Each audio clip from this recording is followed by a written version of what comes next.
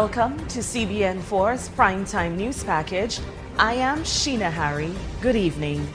Dominicans are being urged to prepare for a drier than usual dry season, which runs from December to May annually. This advice came from meteorologist of the Dominica Meteorological Service, Annie Carrette Joseph. Yes, at the moment we are experiencing frequent rainfall. Though we are experiencing them frequently, they are light. We are urging them to continue to conserve water. Do not ignore this warning. If we can remember this drought back in 2009-2010, how dry it was, please, we are urging the public to continue to conserve water, install any form of irrigation measures that you have, harvest rainwater to try to aid us when we start to hit the core of the dry season.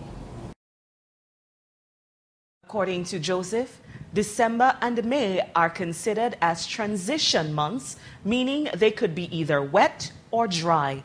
Joseph stated, although water scarcity may not be an immediate threat to the island, and an increase in rainfall frequency over the past few months was observed, we must all remain vigilant.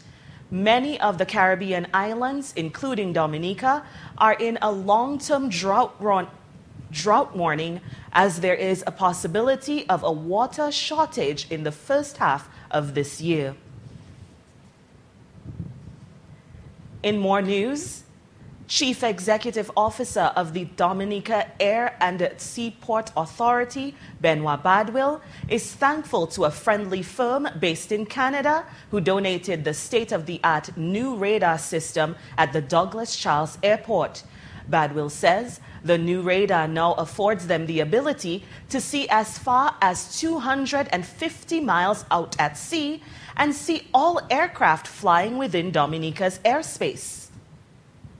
Especially for our persons at the tower, it increases the aspect of safety because they now know in terms of how they can direct flights in terms of what is around the airport.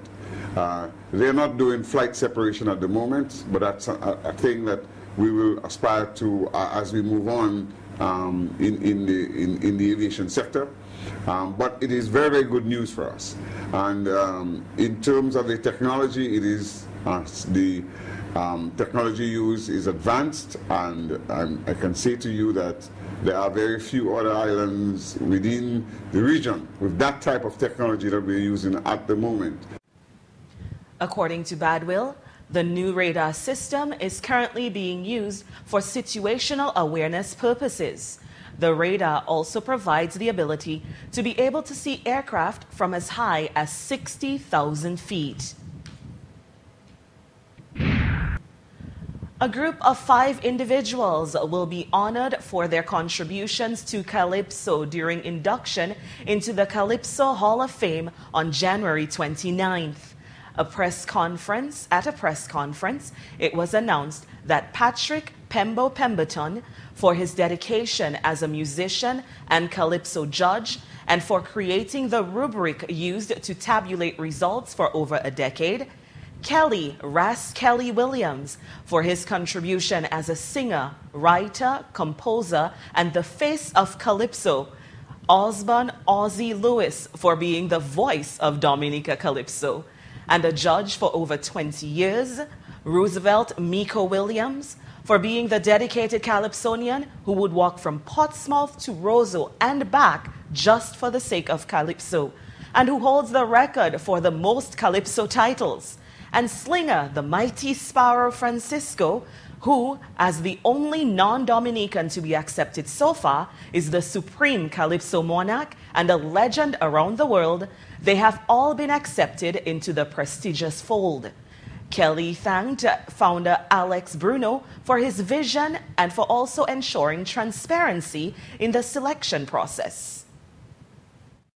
I would really like to say thank you to Alex for keeping it going. As he said, we tried not to make it a Calypso Association thing, just to avoid, as he said, those guys just doing what they want and honoring what they want. I don't think we'd have to do that because the honor doesn't come with a check. or anything to see that we manipulate it to make sure I get $1,000. It comes with the intention that people would and people must be recognized for what they do. And I say hats off to Alex for doing that. Pemberton expressed his gratitude for the honor and said it is one that he couldn't turn down. Your name is going to go down on the records of an organization that, unless Calypso dies out eventually, will be around for a very long time. You cannot say that you're not honored to be selected to be part of that. The 2016 class will join the ranks of Norman N.C. Cyril, Roland Spider James, Hayden Tokyo Desire, Ulrich Idol Jackson, Melvin Solo Constant, Cleveland Hurricane Jean-Jacques, Greg Breaker Banis, Pat Musician Aaron, Vaughn Shaky James, and the Swinging Stars Orchestra in the Dominica Calypso Kaiso Hall of Fame. In other news, the Dominica State College's Department of Continuing Education, in collaboration with the College of the Rockies in Canada, has launched a project dubbed the Youth Skills Development Pre-Technology Project. This endeavor is aimed at training young people between the ages of 15 and 29 in the areas of landscaping, bartending, maintenance, and housekeeping. Meryl Matthew, Director of Continuing Education, says the program has gained tremendous support. Ladies and gentlemen, the Youth Skills Development Program is one that brings many partners together. I believe it is the first time at Dominica State College we have so many partners involved in a program. And this is good because the more heads that come together for the development and for the implementation of a program, we believe it is the stronger that the program will be. Coordinator of the Youth Project, Tracy Brenton, who works for the College of the Rockies, says a lot of work went into preparing for this project. Ladies and gentlemen, I know that we've worked with these organizations and has been very passionate about this project, and a lot of work has been put in to lay the groundwork for success. So I want to thank everyone that's participated in this project today.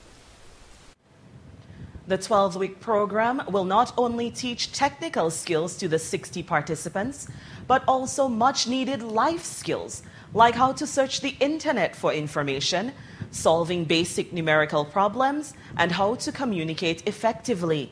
The DSC says that this project is proof of its commitment to human resource development here in Dominica. Products Promotions Manager of the Discover Dominica Authority, Kathleen Coffey John Jules, is calling on the public to play their part in branding Dominica's Carnival. According to John Jules, this can be achieved by the use of Dominican flags during Carnival activities.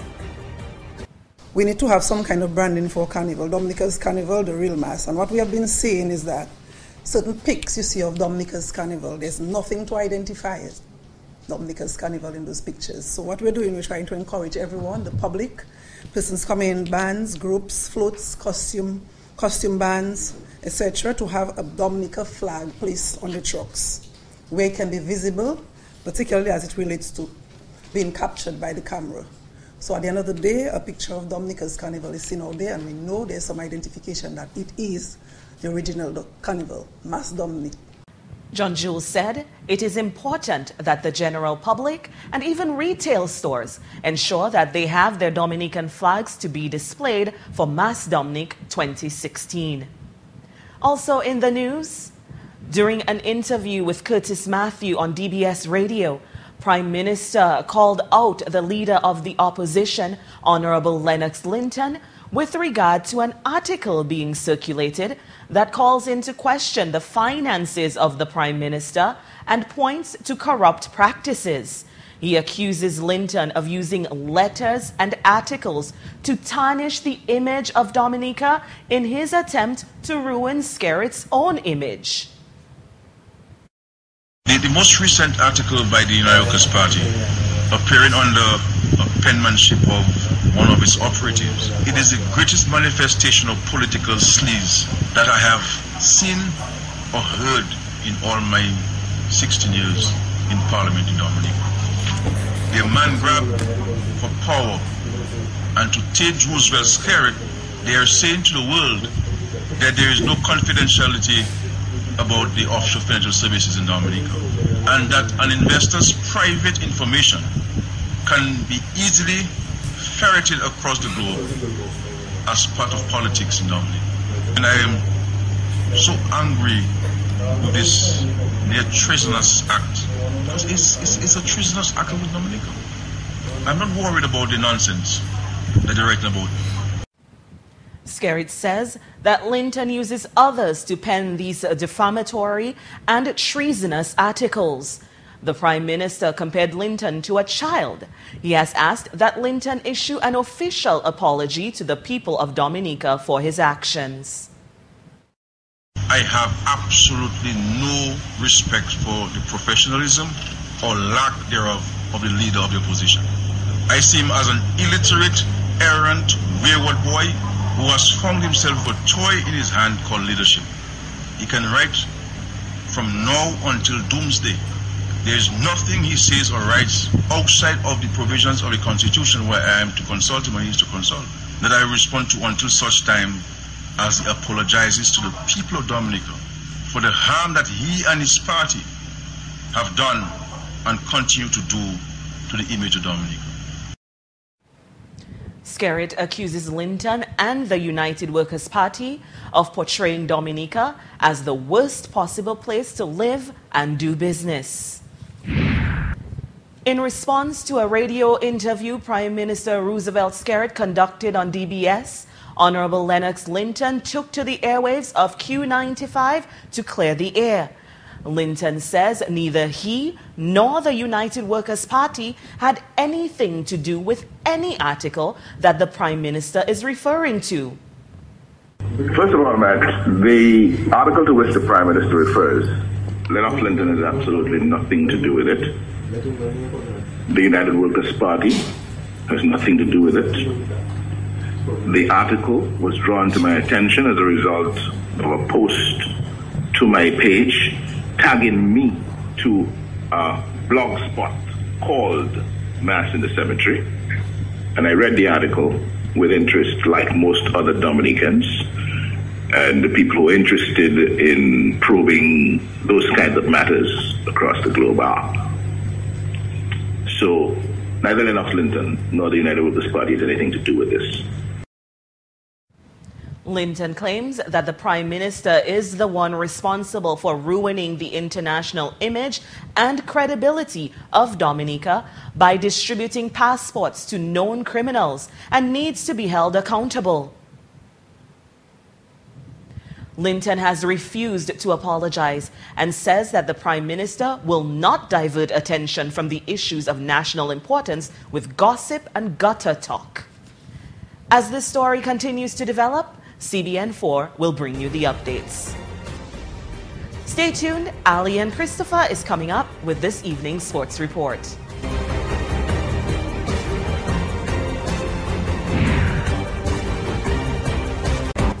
The Primetime Sports starts now.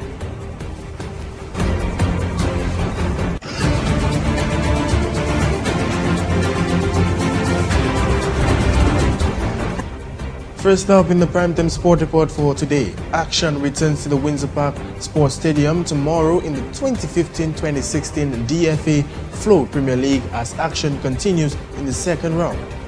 Signman Middleham United will be out on a date with Caribbean Cool Harlem United from the first match from 3 p.m. That match will be followed by Bath State Football Club versus Malta India Icons Football Club at 5 p.m. In a doubleheader on Sunday, defending champions Kyrie FM Exodus Football Club will come up against Northern Concrete and Steel Bombers from 3 p.m. while at 5, league leaders Dublin Football Club will battle Sagicor Southeast.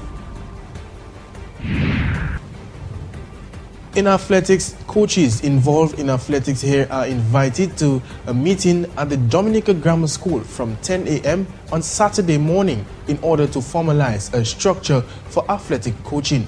President of the Athletic Association, Cedric Harris, is urging coaches to make the effort. Coaches involved in athletics in Dominica, certified coaches, and those who are interested in becoming athletic coaches or in some form or means are involved in coaching and are not certified. You are invited to a meeting tomorrow, the 9th of January, at the Dominica Grammar School from 10 o'clock. The reason of that meeting is to formalize a structure for coaching in Dominica, for athletic coaching, to formalize you into an association, or if you want to call it a committee, coaching committee, which will be recognized in our region, NACAC region. So please, if you are interested, please be at the Dominica Grammar School from 10 a.m. on the 9th of January 2016. And again, the reason is for formalizing a group structure for coaches in Dominica. Thank you. From one. Over the years, the Dominica Football Association had been struggling with a legal movement of players from club to club. The president of the DFA, Glenn Etienne, stated that the movement of players from the Premier Division to First Division was a burden to the DFA. The league has since been restructured. One club to the next. Yes, in the past we had this problem where we saw a lot of players from the Premier Division went to the First Division because the Premier Division finished quite early before the Premier started. We've restructured the league in the sense that we've started the Premier and the First Division side by side. So it does not give persons just an easy opportunity just for transfer per se. You know, I think transfer should be about if you want to move to a club or to a team that you want to continue playing football for. You know, it's not just because you want to transfer because you want to maybe help the team in per se. I mean, in the international arena, it doesn't happen that way. You see players transferring because of big money. They have been paid a lot of money. So yes, we are not being paid. We are still under the amateur sport, but we have governed it where that it's going to be not difficult, because if players still want to leave, they can leave.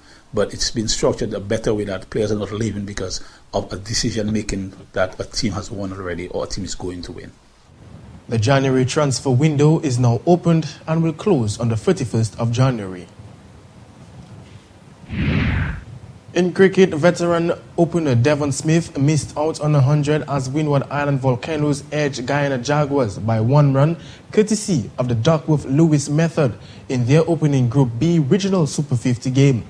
The left-handed Smith struck 91 with 4 fours and 2 sixes, while Sunil Ambre made 47 and Liam Sebastian getting 27. Volcanoes were in trouble on 39 for 3 in the 10th over before Smith and Ambre came together to add 84 for the 4th wicket and steady the innings. Left-arm spinner Gudakesh Moti had 3 for 32 and off-spinner Stephen Jacobs 3 for 40. They were the wicket takers for the Guyana Jaguars.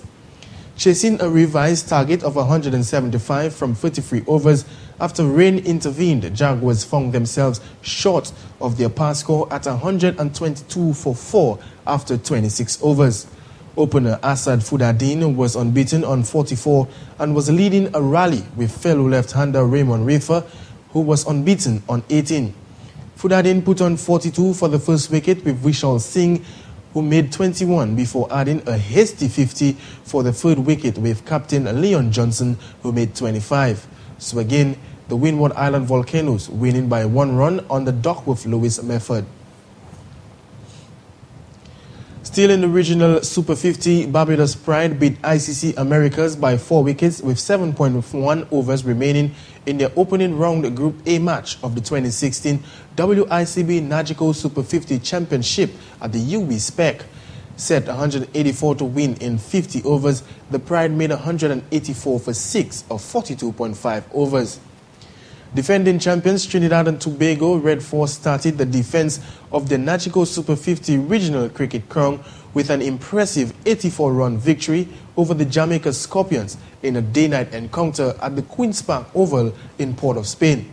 All-rounder Richards was the undoubted star of the show, scoring 31 hard-fought runs and taking 5 wickets for 36 runs as the Jamaicans folded for 137 for all out, in 42.5 overs, chasing 222 for victory. Earlier, the Red Force opening batsman Evan Lewis slammed a top score of 74 to enable the home team to a challenging total of 221 all out. Elsewhere, the match between the Leeward Island Hurricanes and the Combined Compasses and Colleges Marooners ended in a no result due to bad weather conditions. Hurricanes batted first and made 187 for 5 from 38 overs. Marooners did not bat. Both teams earning 2 points each. India one-day captain MS Dhoni has been summoned to a local court over a magazine cover that depicts his image. The drawing appeared on the front of Business Today in April of 2013, showing the 34-year-old as a Hindu deity. The wicketkeeper has now been asked to appear at a court in Anantapur. The non-bailable warrant is a result of a petition filed by local Vishwa Hindu Pisarad leader Shiham Sundar, who said the picture hurt Hindu sentiments. Dhoni's management said he had nothing to do with the picture, which went with the headline, God of Big Deals.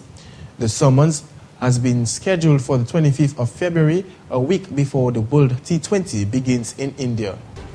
And that concludes the Primetime Sport Report for today. I am Alien Christopher, saying goodbye and have an enjoyable weekend.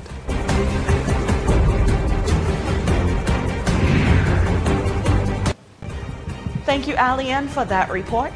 And that's all for this edition of Primetime News. I am your presenter, Sheena Harry. Good evening.